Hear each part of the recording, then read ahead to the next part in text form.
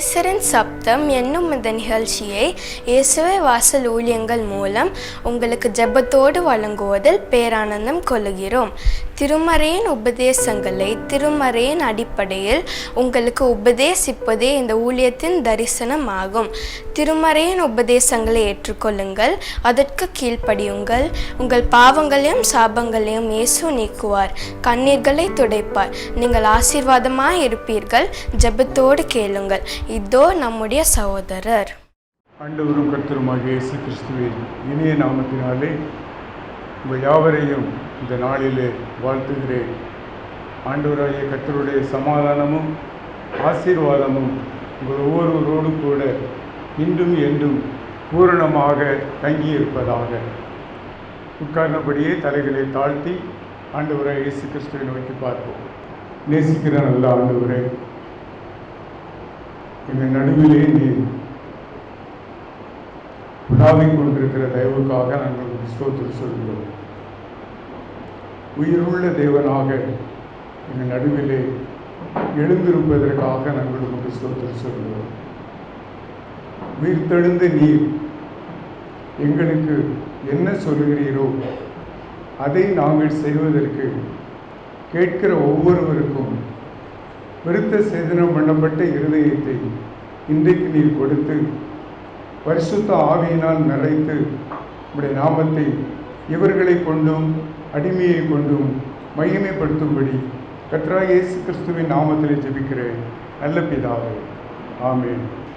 இந்த நாளிலும் உயிர்த்தெழுந்த இயேசுவும் மிஷனரி பணியும் என்கிற தலைப்பிலே உங்களோடு தேவனுடைய வார்த்தைகளை பகிர்ந்து கொள்ள ஆசைப்படுகிறேன். திருச்சபையின் முக்கியமான ஒரு பணி என்னவென்று சொன்னால் மிஷனரி பணி. இதை வேதாகமத்தில் புதிய ஏற்பாட்டிலே அப்போஸ்தலர் நடவடிக்கைகளிலிருந்து அதற்கு பின்பு உள்ள எல்லா பகுதிகளிலும் அதிகமாக நான் வாசிக்க முடியும். ஆனால் ஆண்டவராகிய இயேசு கிறிஸ்து உயிர்த்தெழுந்த பின்பு தம்முடைய சீஷர்களை பார்த்து இந்த பொறுப்பை, இந்த கடமையை அவர்களுடைய கரங்களிலே கொடுத்தார். வாசியுங்கள், மத்தேயு சுவிசேஷம் 28வது அதிகாரம் 19-20 வசனங்கள். நீங்கள் புறப்பட்டு போய் சகல ஜாதிகளையும் சீஷராக்கி பிதா குமாரன் பரிசுத்த ஆவியின் நாமத்திலே அவர்களுக்கு ஞானஸ்நானம் கொடுத்து நான் உங்களுக்கு கட்டளையிட்ட யாவையும் அவர்கள் கைக்கொள்ளும்படி அவர்களுக்கு உபதேசம் பண்ணுங்கள். ஆண்டவராகிய இயேசு கிறிஸ்து சீஷர்களுக்கு உயிர்த்தெழுந்த பின்பு கொடுத்த ஒரு பெரிய கட்டளையாக இந்த வசனம் இருக்கிறது. நீங்கள் போங்கள், சகல ஜாதிகளையும், அதாவது சகல தேசத்தாரையும் என்று நாம் அதை எடுத்துக்கொள்ள வேண்டும். சகல ஜாதிகளையும் எனக்கு சீஷராக்கி பிதா குமாரன் பரிசுத்த ஆவியின் நாமத்தினாலே அவர்களுக்கு ஞானஸ்தானம் கொடுத்து அதோடு ஊழியத்தை நிறுத்திக்கொள்ள சொல்லவில்லை. நான் உங்களுக்கு என்ன என்ன காரியங்களை உபதேசித்தேனோ அவர்களுக்கு அதை உபதேசித்து அதோடு நிறுத்திக் கொள்ளவில்லை, கை கொள்ளும்படி அவர்களுக்கு சொல்லுங்கள் என்று சொன்னார். இதுதான் கிறிஸ்தவர்களாகிய நமக்கு ஆண்டவராகிய கர்த்தர் கொடுக்கிற ஒரு பெரிய பொறுப்பாகும். ஒவ்வொருவருக்கும் ஆண்டவர் இந்த பொறுப்பை கொடுக்கிறார். இந்த பொறுப்பை ஏற்றுக்கொண்ட சீஷர்கள் பெந்தேகோஸ்தே நாளன்று பரிசுத்த ஆவியினாலே நிரப்பப்பட்டார்கள், பலனடைந்தார்கள். பலனடைந்த அவர்கள் கூடி வந்த அத்தனை பேருக்கும் சுவிசேஷத்தை சொன்னார்கள். வாசியுங்கள், அப்போஸ்தலர் 2வது அதிகாரம் 38வது வசனம். பேதுரு அவர்களை நோக்கி, நீங்கள் மனம் திரும்பி ஒவ்வொருவரும் பாவ மன்னிப்புக்கென்று இயேசு கிறிஸ்துவின் நாமத்தினாலே ஞானஸ்தானம் பெற்றுக்கொள்ளுங்கள். சுவிசேஷத்தை பேதுரு வந்த ஜனங்களுக்கு அறிவிக்கிறார். நீங்கள் இயேசு கிறிஸ்துவை விசுவாசித்து ஏற்றுக்கொள்ள வேண்டும், மனம் திரும்ப வேண்டும் என்கிற 2 சத்தியத்தை அவர்களுக்கு அவர் சொல்லுகிறார். கிறிஸ்தவ வாழ்க்கையிலே, கிறிஸ்தவ சபையிலே இருக்கிற ஒவ்வொரு விசுவாசிகளும் வேத வசனத்தின் அடிப்படையில் பார்ப்போமே என்று சொன்னால் மனம் திரும்பினவர்களாக இருக்க வேண்டும்.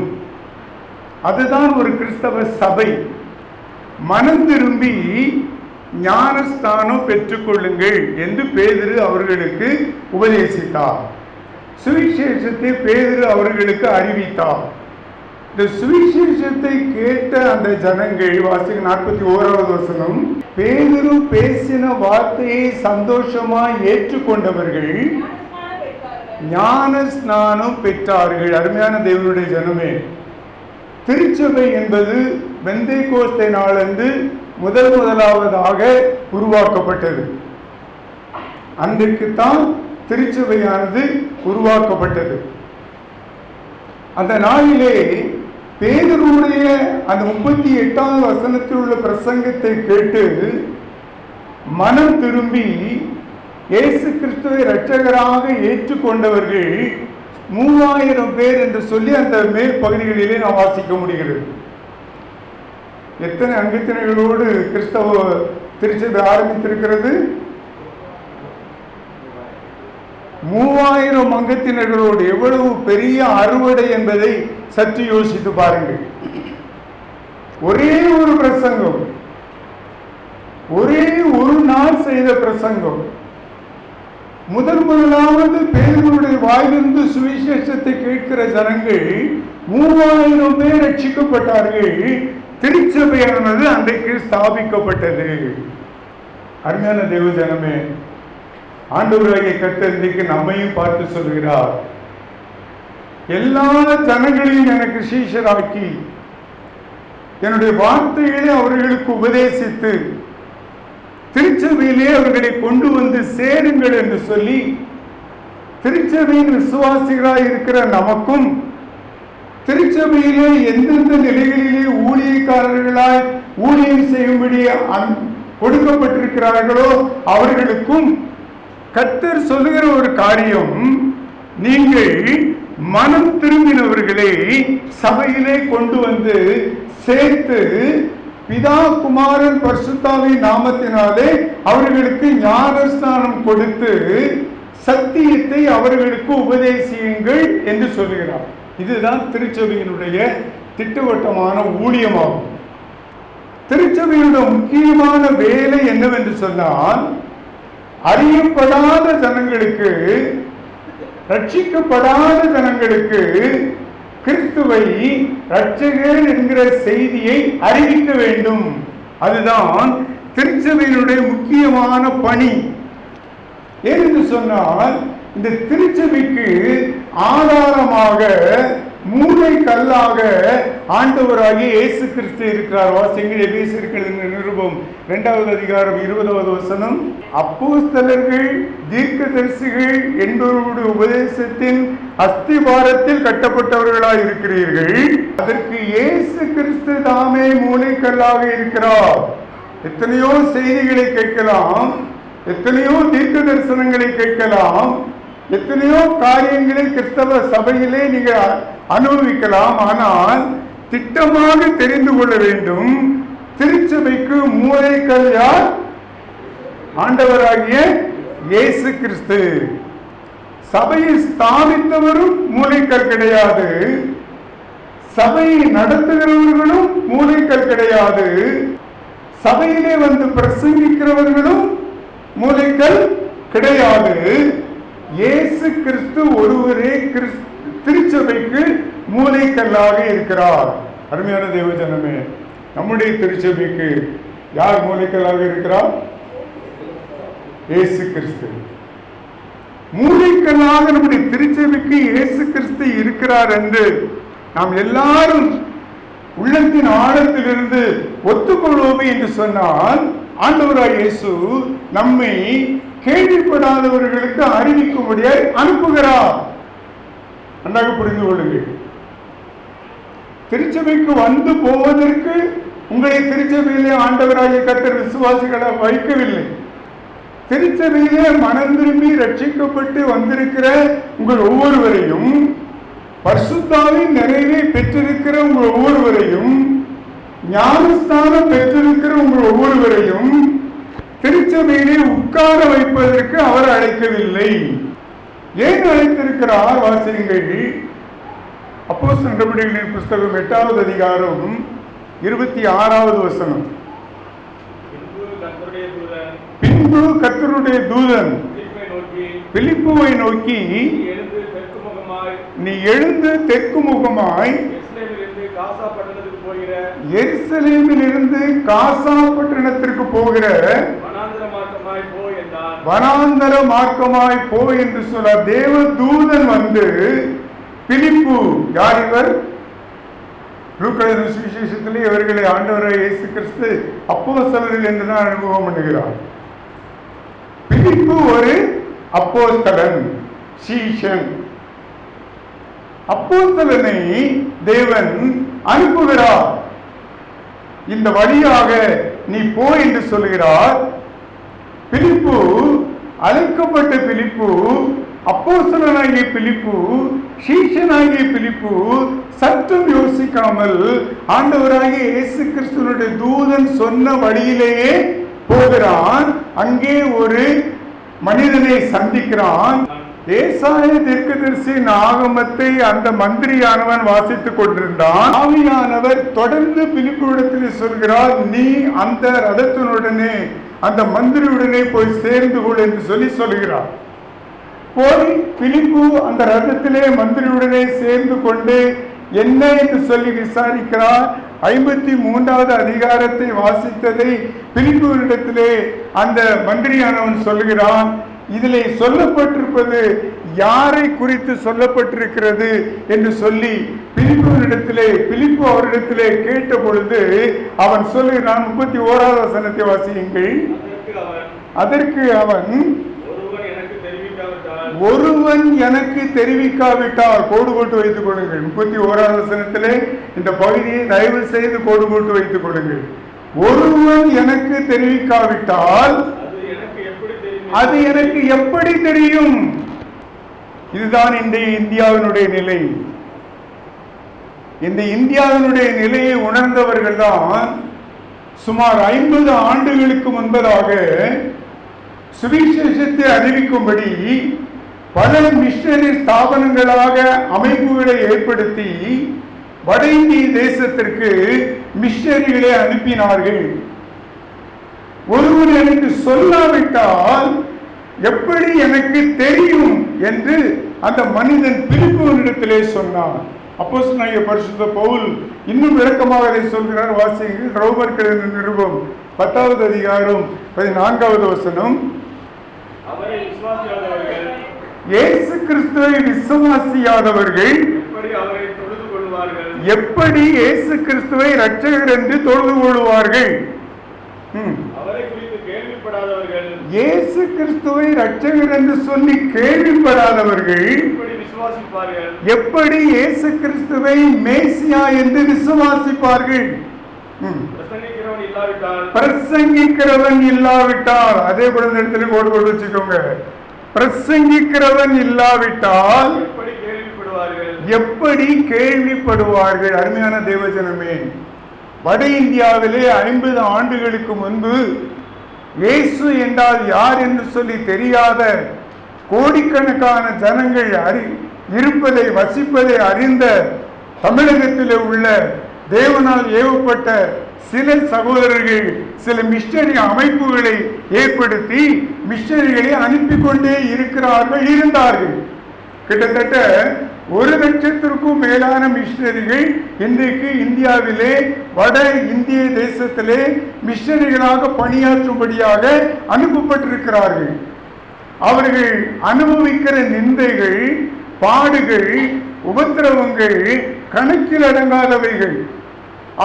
அவர்கள் கட்டியிருக்கிற ஆலயங்கள் இடித்து தள்ளப்படுகிற சூழ்நிலையிலும் தொடர்ந்து அந்த விசுவாசிகளுக்கு இயேசு கிறிஸ்துவை அறிவித்துக் கொண்டே இருக்கிறார்கள்.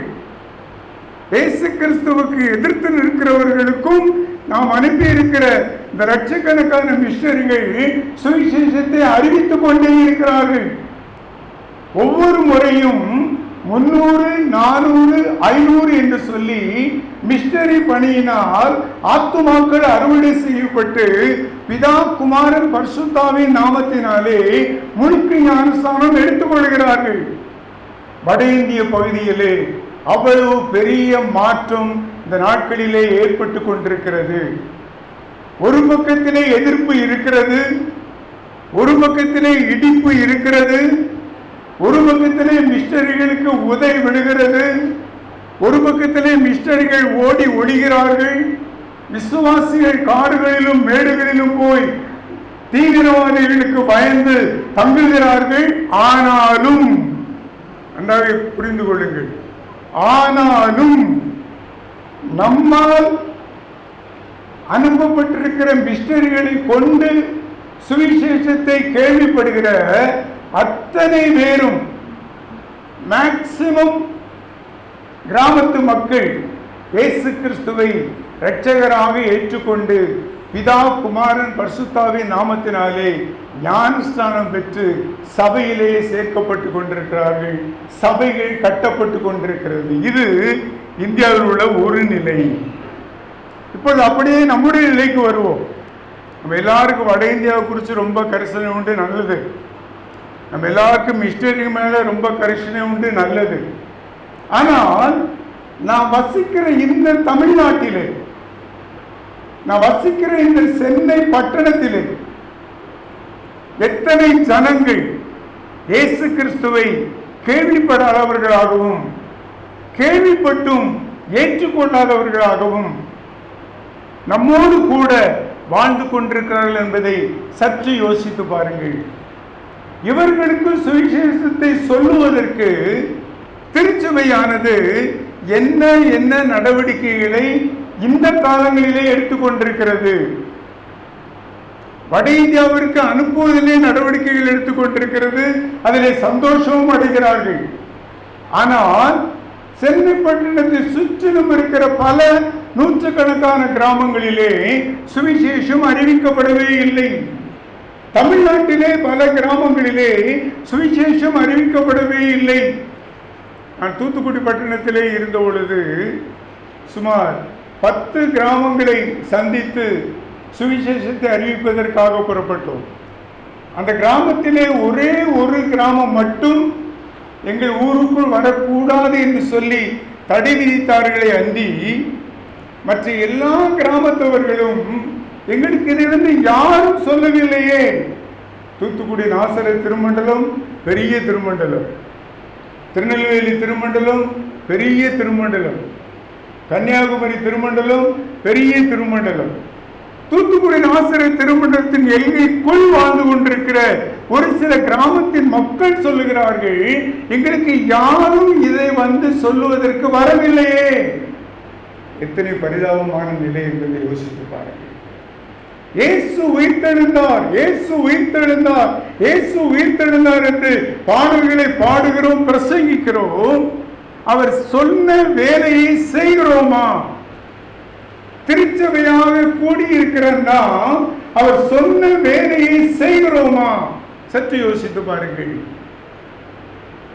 இன்னும் இருண்ட காலம் உலகத்திலே தேசத்திலே வரப்போகிறது. இந்த காலத்திலே நீ மௌனமாயிருந்தால் அந்த காலத்திலே நீ வேலை செய்யவே முடியாது. திருச்சபையே விழித்துக்கொள். நம்மை சுற்றிலும் இருக்கிற ஜனங்களுக்கு சுவிசேஷத்தை அறிவிப்பதற்கு திருச்சபையிலிருந்து எத்தனை சுவிசேஷங்களை நியமித்து அனுப்பி இருக்கிறோம். ஒவ்வொரு திருச்சபையை கணக்கு பார்க்க வேண்டிய ஒரு காலம். வட இந்தியாவிற்கு அனுப்புகிறோம், நல்லது, அனுப்புங்கள். அதே வேளையிலே உன் வீட்டிலே, உன் மாநிலத்திலே, உன் பட்டணத்திலே கிறிஸ்துவை குறித்து அறியாத ஏராளமான ஜனங்கள் விக்கிரகங்களுக்கு முன்பதாய் தாழ விழுந்து எழும்புகிறார்களே, அவர்களுக்கு சுவிசேஷத்தை சொல்லுவதற்கு திருச்சபையின் வழியாக சுவிசேஷர்களை நியமித்து அனுப்பி இருக்கிறோமா? ஆண்டவராய் இயேசு ஒரே ஒரு தனிப்பட்ட மனிதனுக்காக பிலிப்புவை அனுப்பினார். பிலிப்பு போய் அவருக்கு அந்த செய்தியை சொன்னார். வாசியுங்கள், அப்போஸ்தலர் 8வது அதிகாரம் 35வது வசனம். அப்பொழுது பிலிப்பு பேசத் தொடங்கி இந்த வேத வாக்கியத்தை முன்னிட்டு இயேசு கிறிஸ்துவை குறித்து அவருக்கு பிரசங்கித்தார் என்று வசனம் சொல்கிறது. இயேசு கிறிஸ்துவை குறித்து சமயம் வாய்த்த உடனேயே பிலிப்பு அவனுக்கு சொல்ல ஆரம்பித்தான். நடந்தது என்ன? 38வது வசனத்தை வாசியுங்கள். ரதத்தை மந்திரி நிறுத்த சொன்னான். பிலிப்பும் மந்திரியும் தண்ணீரில் இறங்கினார்கள். பிலிப்பு அவருக்கு ஞானஸ்தானம் கொடுத்தான். ஆண்டவராய் இயேசு கிறிஸ்து பிலிப்புவுக்கும் அவரோடு சேர்ந்த அப்போஸ்தலர்களுக்கும் என்ன கட்டளையை கொடுத்தாரோ அந்த கட்டளையை பிலிப்பு நிறைவேற்றினார். இன்றைக்கு ஆண்டவராய் இயேசு கிறிஸ்து திருச்சபையிலே விசுவாசிகளாய் இருக்கிற நமக்கும் திருச்சபையிலே ஊழியம் செய்கிற ஒவ்வொருவருக்கும் இதே கட்டளையை கொடுத்திருக்கிறார். செய்கிறோமா? யோசித்து பாருங்கள். இதற்கு பதிலாக திருச்சபையிலே என்னென்னலாமோ நடந்து கொண்டிருக்கிறது. நான் இதை சொல்லுவதற்கு விருப்பப்படவில்லை. அது என் மனது தாங்காது. இந்த வேலையை தவிர இயேசு கிறிஸ்து சொல்லி இருக்கிற இந்த சுவிசேஷ வேலையை தவிர துன்மார்க்கமான அநேக காரியங்கள் திருச்சபையிலே பகிரங்கமாக நடந்து கொண்டே இருக்கிறது. போன திங்கட்கிழமை நான் போட்ட மெடிடேஷன் வேர்ஸை எத்தனை பேர் வாசிக்கணும் எனக்கு தெரியாது. திருநெல்வேலி திருமண்டலத்திலே அந்த திருமண்டலத்திற்கு போட்டிருந்த மெடிடேஷன் வேர்ஸை வாசித்த ஜான் கென்னடி என்கிற ஒருவர் எனக்கு எழுதியிருந்தார். நீர் எந்த சபையை சேர்ந்தவர்? அந்த கருப்பொருள் எல்லாம் அவர் கேட்கல. நீ எந்த சபையை சேர்ந்தவர்? ஏனென்று சொன்னால் அரசாங்கத்திலும் அதிகாரிகள் லஞ்சம் வாங்குகிறார்கள், திருமண்டலத்திலும் அதிகாரிகள் லஞ்சம் வாங்குகிறார்கள். அரசாங்கமும் அதை கண்டிப்பதில்லை, திருச்சபையும் அதை கண்டிப்பதில்லை என்று சொல்லி எழுதியிருந்தார். அதற்குத்தான் அவர் கேட்டிருந்தார், நீர் எந்த திருச்சபையை சேர்ந்தவர் என்று சொல்லி. நான் தெளிவாக எழுதியிருந்தேன், சென்னையிலே மூலமாஞ்சேரியிலே இருக்கிற அர்ப்பணியாளர் திருச்சபையிலே நான் ஒரு மெம்பர். தூத்துக்குடி நாசரேத் திருமண்டலத்திலே நான் வாழ்ந்த பொழுது தூத்துக்குடி நாசரேத் திருமண்டலத்தில் உள்ள கன்வென்ஷன் பிரசங்கியா என்று சொல்லி எழுதியிருந்தேன். சத்தமிடாம உட்கார்ந்துக்கிட்டது. அவ்வளவுதான். சபையின் மீது அவ்வளவு பற்று வைராக்கியம் இருக்கிறது, கிறிஸ்துவின் மேல் பற்று வைராக்கியமும் இல்லை. என்னுடைய சபையை குறித்து ஒருவர் இப்படி எழுதுகிறானே என்கிற கோபம் வருகிறது. கிறிஸ்துவனுடைய வார்த்தைக்கு கீழ்ப்படிந்து என்னுடைய திருச்சபை செயல்படவில்லை என்கிற கண்ணீர் வரவில்லை. அருமையான தேவஜனமே, பிலிப்பு உடனே செயல்பட்டார். அந்த மந்திரி இயேசு கிறிஸ்துவை இரட்சகராக ஏற்றுக்கொண்டார். ஞானஸ்நானம் பெற்று தேவனுடைய மந்தையிலே சேர்க்கப்பட்டார். அருமையான தேவஜனமே, இதுதான் நம்முடைய திருச்சபையினுடைய முக்கியமான வேலையாக இன்றைக்கு கர்த்தர் கொடுத்திருக்கிறார். உயிர்த்தெழுந்த கர்த்தர் நமக்கு கொடுக்கிற பொறுப்பு அறியாதவர்களுக்கு இயேசுவை சொல்லுவதற்கு மிஷனரியாக, சுவிசேஷகனாக எழும்பு, புறப்பட்டு செல் என்று ஆண்டவராகிய கர்த்தர் சொல்லுகிறார். சொன்னார், பிலிப்பு கீழ்ப்படிந்தால் ஒரு ஆத்மாவை ஆதாயப்படுத்தினார். ஆண்டவராகிய இயேசு கிறிஸ்துவுக்கு கீழ்ப்படிந்து எவர் ஒருவர் செயல்பட்டாலும் சரி, நிச்சயமாக அந்த ஆத்மா கீழ்ப்படியும், ரட்சிக்கப்படும். என்னுடைய ஊழியத்தின் அனுபவத்திலே ஏராளமான சாட்சிகள் எனக்கு உண்டு. கிறிஸ்துவை கேள்விப்பட்டு எதிர்த்து பேசினவர்கள், அடிக்க வந்தவர்கள், வெளியே போயிட்டு சொன்னவர்கள் இயேசு கிறிஸ்துவை இரட்சகராக ஏற்றுக்கொண்ட என்னுடைய ஊழியத்திலே பார்த்திருக்கிறோம். எங்கள் கிராமத்திற்குள்ளே வராதே என்று சொல்லி அடித்து துரத்தினவர்கள் எங்கள் கிராமத்திற்கு வாருங்கள் என்று சொல்லி திரும்ப அழைத்து கொண்டு சென்று திருச்சபையை கட்ட செய்திருப்பதை நாங்கள் பார்த்திருக்கிறோம். தேவ ஜனமே, இந்தியாவிலே, தமிழகத்திலே இந்த வாசல்கள் அடைபடவில்லை. நன்றாக விளங்கிக் கொள்ளுங்கள். அநேகர் இன்றைக்கு கிறிஸ்தவ விசுவாசிகள் சொல்கிறாங்க, இப்பெல்லாம் என்ன செய்ய முடியாது, ஊழியமே செய்ய முடியாது. ஏன்னா என்ன இருக்கு, RSS சங்கங்கள் அங்கங்க இருக்கு, சங்கிகள் அங்கங்க இருக்காங்க. போனவங்க நம்மளை என்ன செய்ய போடுவாங்க, அடிச்சு போடுவாங்க, உள்ள வராதாம அங்கே சண்டைக்கு வருவாங்க. ஆனால் என்ன செய்ய முடியும், ஊழியெல்லாம் டிரான்ஸ்போர்ட் கொடுக்க முடியாதுங்க அப்படி நம்ம ஆச்சரியமான ஒரு விதத்தில் சொல்லிக் கொள்கிறார்கள்.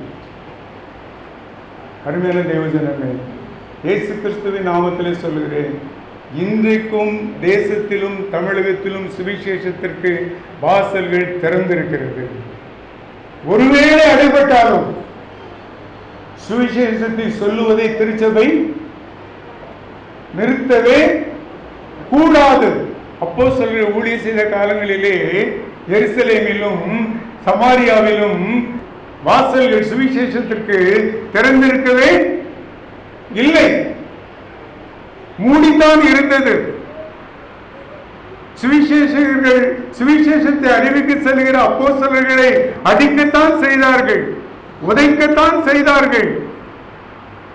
ஆனாலும் அவர்கள் சுவிசேஷத்தை அறிவிக்காமல் இருக்கவில்லை. உயிர்த்தெழுந்த இயேசு நம்மை பார்த்து இன்றைக்கு சொல்லுகிறார், மிஷனரி ஊழியத்தை செய்யும்படியாய் நான் உன்னை அனுப்புகிறேன், புறப்பட்டு போய் என்று சொல்கிறார். ஆயத்தமா? நம்மை சுற்றிலும் இருக்கிற பகுதிகளை சற்று யோசித்து பாருங்கள். ஏழை எளிய மக்கள், வைராக்கியம் உள்ள இந்துக்கள் தான், கேள்விப்பட்ட நிலையிலே நான் சொல்லுகிறேன். ஏழை எளிய மக்கள், அவர்களுக்கு எந்த நிலையிலே சுவிசேஷத்தை சொன்னால் அவர்கள் சுவிசேஷத்தை ஏற்றுக்கொள்வார்கள் என்று சொல்லி சிந்தித்து யோசித்து ஜெபித்து கால்களை எடுத்து வையுங்கள். அவர்களுடைய இருதயங்களை கர்த்தர் விருத்த சேதனம் பண்ணுவார். பிதா குமாரன் பரிசுத்தாவின் நாமத்தினாலே திருச்சபையிலே அவர்கள் ஞானஸ்நானம் பெற்று சேர்க்கப்படுவார்கள். இதுதான் இன்றைய திருமண்டலத்தினுடைய முக்கியமான டார்கெட்டாக இருக்க வேண்டும். மற்றொரு அப்போஸ்தலனை குறித்து உங்களுக்கு சொல்லி நான் கடந்து செல்கிறேன். பேதுரு அப்போஸ்தலனை குறித்து வேதத்தில் நாம் வாசிக்கிறோம். பேதுருவை பார்த்து ஆண்டவராகிய கர்த்தர் நீ எழுப்பி போ என்று சொல்கிறார்.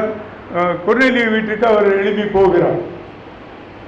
கொர்நேலியுடைய குடும்பம் எப்படிப்பட்ட குடும்பம் என்று சொன்னார். வாசியங்கள் அப்போஸ்தலர் 10வது அதிகாரம் 2வது வசனம். அவன் தேவ பக்தி உள்ளவனும் தன் வீட்டார் அனைவரோடும் தேவனுக்கு பயந்தவனுமாயிருந்து ஜனங்களுக்கு மிகுந்த தர்மங்களை செய்து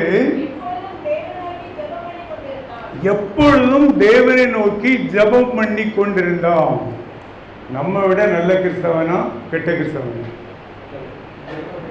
நம்ம விட நல்ல கிறிஸ்தவன் இல்லையா? ஆனால் அப்படிப்பட்ட ஒரு நல்ல கிறிஸ்தவனாக இருந்தும் அவன் ரட்சிக்கப்படவில்லை, அவன் மீட்கப்படவில்லை, அவன் குடும்பம் மனம் திரும்பவில்லை. நல்ல கிறிஸ்தவங்கள்லாம் மனம் திரும்பிட்டாங்கன்னு நினைச்சக்கூடாது, எடுத்துக்கிட கூடாது. ஒழுங்கா ஆலயத்துக்கு வரவங்கெல்லாம் விடுபட்டவங்க, மனம் திரும்பினவங்க தப்பு. நிறைய ஆலயத்திற்கு காணிக்கை கொடுக்கிறவர்கள், மிஷனரிகளுக்கு காணிக்கை கொடுக்கிறவர்கள், மற்ற ஊழியங்களுக்கு காணிக்கை தாராளமாய் கொடுக்கிறவர்கள் எல்லாம் மனம் திரும்பினவர்கள் என்று நல்ல கிறிஸ்தவர்கள், அவ்வளவுதான். விடுபட்ட கிறிஸ்தவங்க மனம் திரும்பிய கிறிஸ்தவர்கள் அல்ல. அப்படிப்பட்ட கிறிஸ்தவனுக்கு, கிறிஸ்தவ குடும்பத்திற்கு சுவிசேஷத்தை சொல்ல பேதுருவை ஆண்டவர் அனுப்புகிறார். பேதுரு அங்கே போகிறார், சுவிசேஷத்தை அறிவிக்கிறார். வாசியுங்கள். அப்போஸ்தலர் 10வது அதிகாரம் 38வது வசனம்.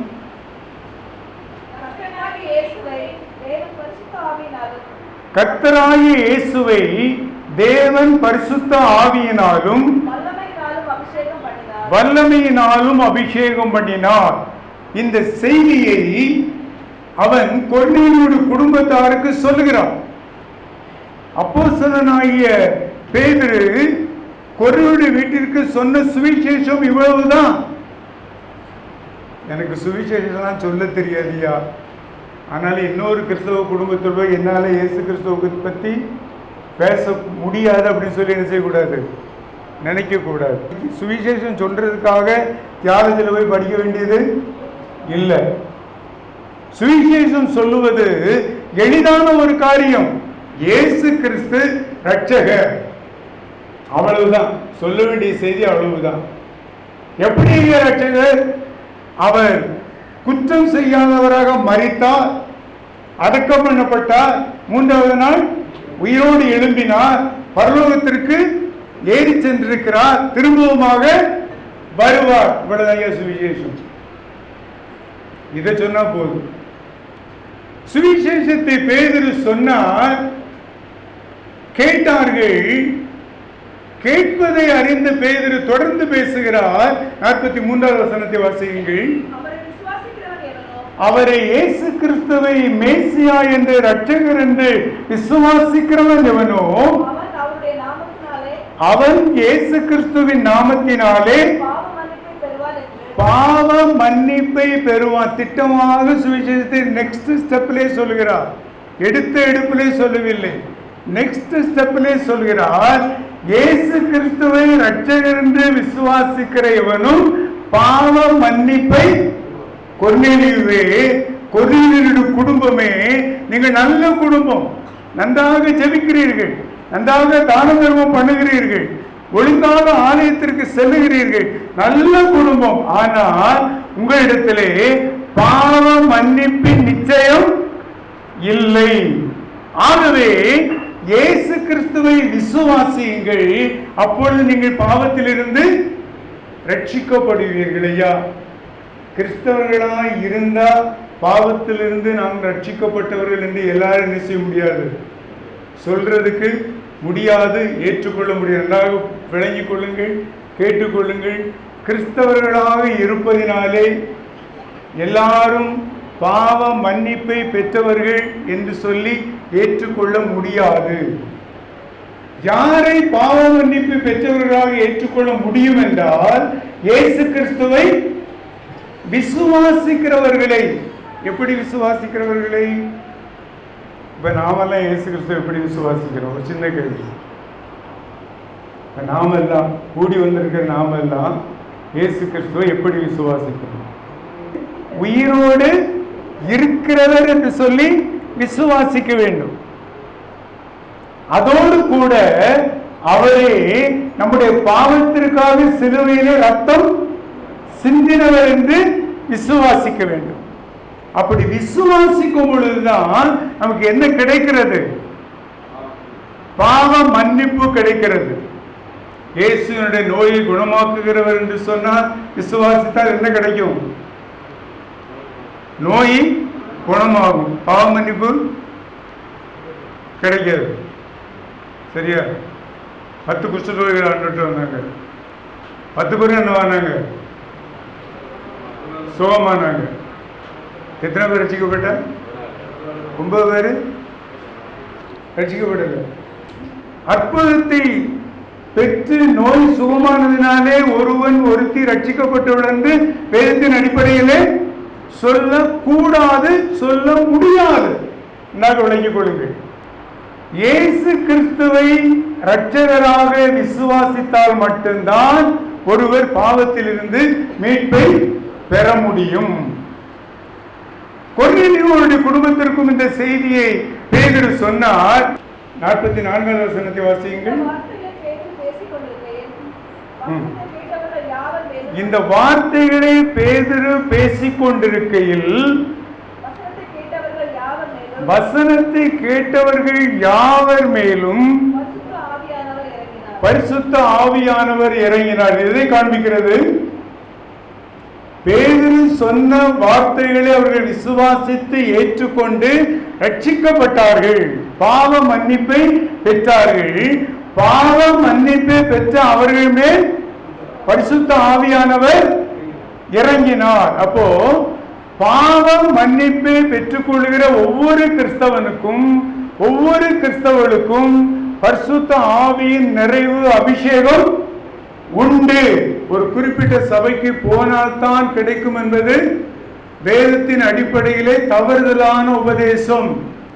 அப்படி நம்பி அப்படிப்பட்ட காரியங்களை செய்வது வேதத்தை அறியாத ஒரு ஞானம். வேதத்தை அறிந்து கொள்ளுகிற கிறிஸ்தவர்கள் சரியாக தெரிந்து கொள்ள வேண்டும்.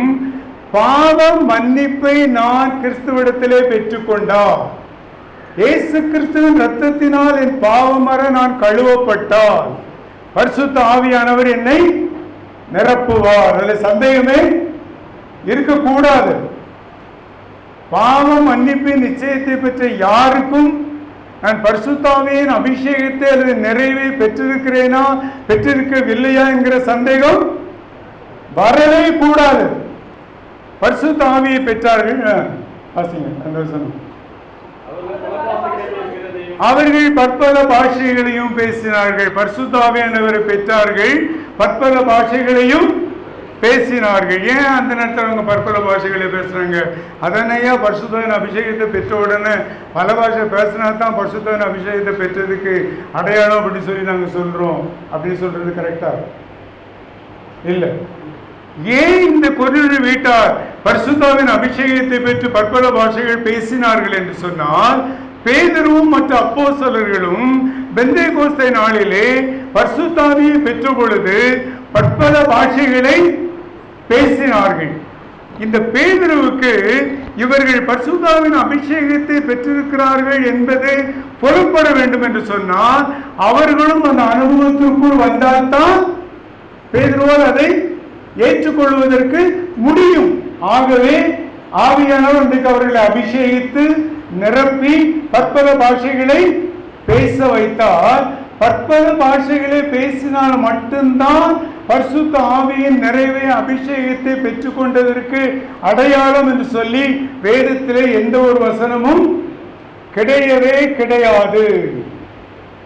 அப்படிப்பட்ட போதனைகளை கேள்விப்பட்டு வஞ்சிக்கப்பட்டு போகாதிருங்கள், ஜாக்கிரதையாக இருங்கள்.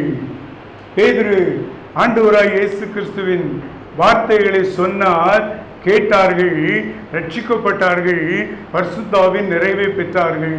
48வது வசனத்தை வாசியுங்கள். கர்த்தருடைய நாமத்தினாலே அவர்களுக்கு ஞானஸ்நானம் கொடுக்கும்படி பேதுரு கட்டளையிட்டார்.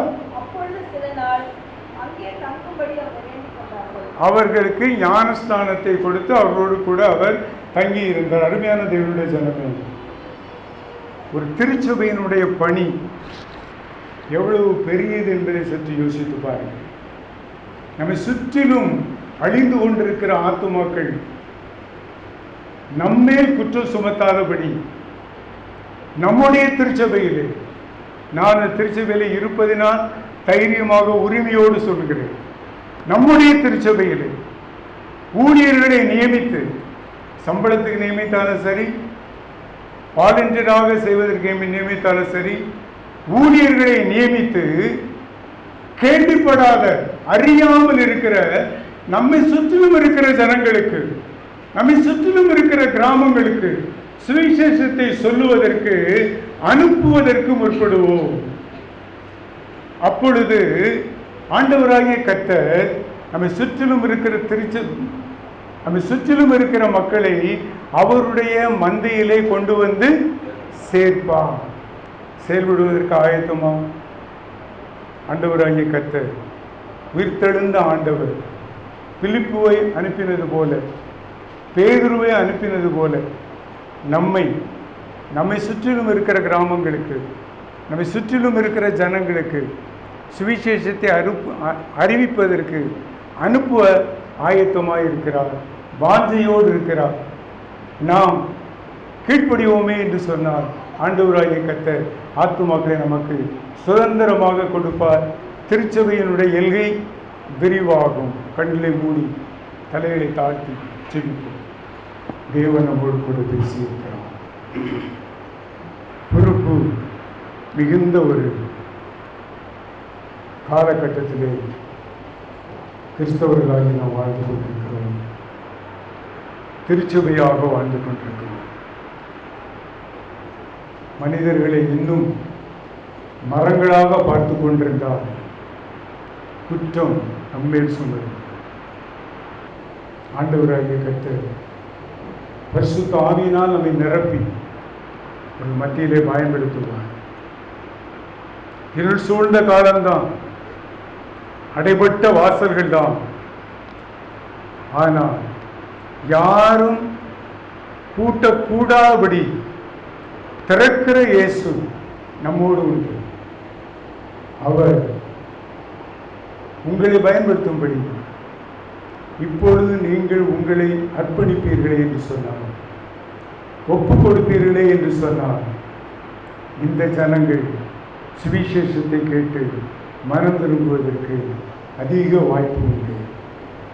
திருச்சபையின் எல்கை விரிவாகுவதற்கு அதிக வாய்ப்பு உண்டு. இந்த திருச்சபையை சார்ந்து பல கிராமங்களிலே திருச்சபைகள் கட்டப்படுவதற்கு அநேக வாய்ப்புகள் உண்டு. யோசித்து பார்ப்போமா? எத்தனை கிராமங்கள் இருக்கிறது?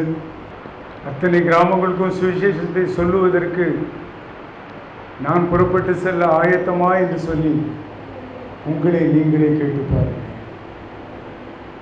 இயேசு உங்களோடு கடந்து வந்திருக்கிறார். முகத்தை ஏறிட்டு பார்க்கிறார்.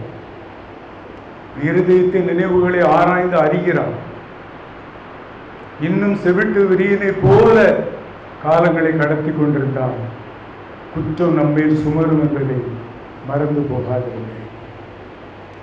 கீழ்ப்படிந்தால் நீங்களும் ஆசீர்வதிக்கப்படுவீர்கள், உங்கள் குடும்பமும் ஆசீர்வதிக்கப்படும், உங்களுக்கும் அற்புதங்கள் நடக்கும், உங்களை சார்ந்தவர்களுக்கும் அற்புதங்கள் நடக்கும், கிராமங்களிலும் அற்புதங்கள் நடக்கும், தெருக்களிலும் அற்புதங்கள் நடக்கும்.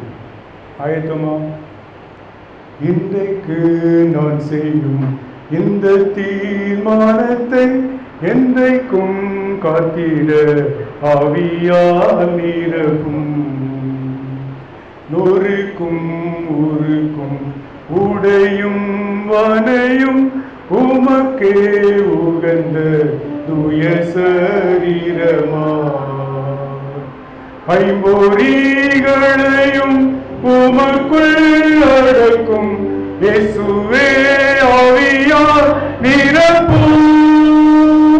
வெற்றி வாழ்க்கையுள்ள மகனாய் திகழ அக்கினி என்னுள்ள பிறக்கும். உம்மை போல் யாருண்டு எந்தன் இயேசுநாதா, இந்த பாதலத்தில் உம்மை போல் யாருண்டு. கிருபை நிறைந்த நல்ல ஆண்டவரே, சத்தியத்தை கேட்ட ஆத்துமாக்களை உமது கரங்களிலே கொடுக்கிறேன். எங்களை சுற்றிலும் இருக்கிற ஜனங்களை மரங்களாக பார்க்காமல் மனிதர்களாக பார்த்து திட்டமாக தீர்மானம் செய்து சுவிசேஷத்தை அறிவிக்க திருச்சபையின் விசுவாசிகளாகிய நாங்கள் புறப்பட எங்கள் ஒவ்வொருவரையும் தட்டி எழுப்புவீராக, பயன்படுத்துவீராக, ஆசீர்வதிப்பீராக. இயேசு கிறிஸ்துவின் நாமத்திலே ஜெபிக்கிறோம் நல்ல பிதாவே. இந்த நிகழ்ச்சி உங்களுக்கு ஆசீர்வாதமாக இருந்திருக்கும் என்று கர்த்தருக்குள் நம்புகிறோம். எங்கள் முகவரி